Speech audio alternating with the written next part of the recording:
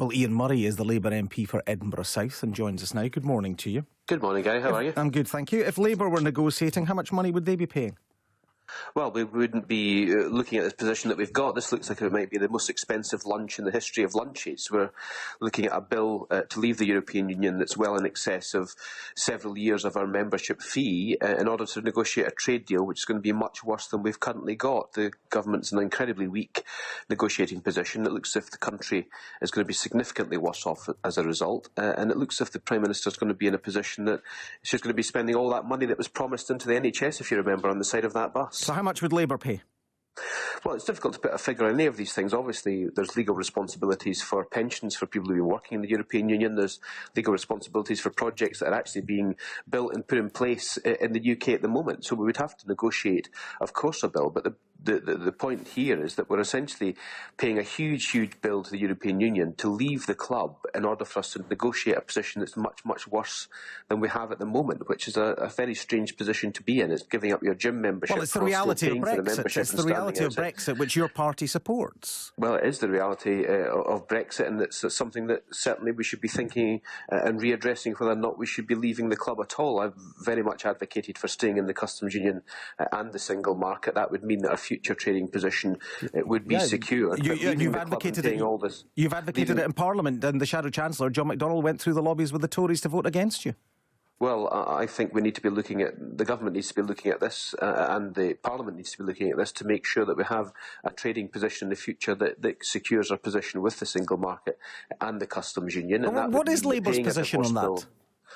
Well, the Labour's position at the moment is that the single market and the customs union, or a customs union, should be as part of the transitional deal in order for us to negotiate something in the future. But I think that's the Tory position, isn't it? So it's the same as the Tories' position. Well, the best way to negotiate something in the future is for us to stay in the single market and the customs union, because both the government and the Labour opposition, and indeed the SNP, want exactly the same conditions that we've got at the moment. So if you want exactly the same conditions you've got at the moment, then you're best to stay in the very things that give you those conditions, because this divorce bill is not only going to be a huge amount of money, but we've seen from the Chancellor's budget last week, we're going to have the worst growth of the OECD, at least for the next 5 years. There'll be another decade of wage stagnation, and the economy is going to be significantly worse as a result. And you've given us all of the, as you see it, the downsides of Brexit, but the reality is that the Labour position on this is pretty much the same as the Tories. You talk about they talk about a Brexit that doesn't damage jobs, but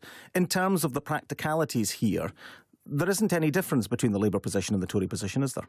Well, there's a difference between practicalities and platitudes, in my view. If you look at the Northern Ireland and Ireland position, everyone again wants a frictionless, seamless border where we can have exactly the same free flow of trades and goods and people that we have at the moment across the border, whilst at the same time leaving the very thing that delivers that. So there's an intellectual incoherence about this, and anybody you speak to in Northern Ireland, or indeed the Republic of Ireland, will tell you that those two things are completely and utterly incompatible without having the customs union, not just a customs union, and indeed the single market. So there's going to have to be some very, very hard thinking from both the government and indeed the wider Parliament to say that if we want to keep these things, we're going to have to change the policy and the direction that the way the government and the country are going at the moment. When it comes to what you want from Brexit, you're closer to the SNP position than you are to the Labour Party position. So is your best hope in terms of getting any kind of concession out of the government teaming up with the SNP? No, our best way of getting any sort of concession out of the government is for the 13 Conservative MPs that have been sent to Westminster as representatives for Scotland to break their party whip and come and join the opposition and the amendments that's been put forward. If you look at the EU withdrawal bill that's going through again the House today, we'll be looking at devolution.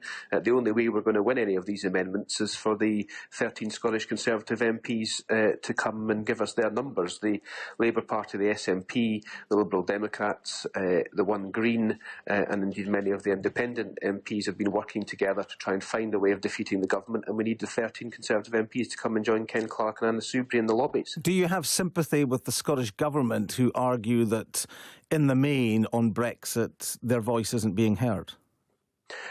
I don't really recognise whether or not the Scottish Government are feeling that way. I mean, the Scottish Government would say that's what they say. That's what they say. Mike Russell said yesterday he still has serious problems with the proposals that are being put forward by the UK Government. Well, we all have serious concerns about what's being put forward by the UK government, but I'm not quite so sure whether or not the Scottish government deliberately don't engage in these processes or whether they are. As I understand it, at the level of civil service, the discussions are going quite well and they are coming to decisions on things, but it's very much a political process as well, and the SNP have every right to say that they feel as if that process isn't going well. We'll see what happens today in the House when we look at some of the devolution amendments, and I would encourage the Conservative MPs from Scotland to vote in the lobbies the right way to protect the position of Scotland. Should there be a second referendum on Brexit? It's very difficult to know whether or not that would be achievable. It's also very difficult to know whether or not that would be winnable.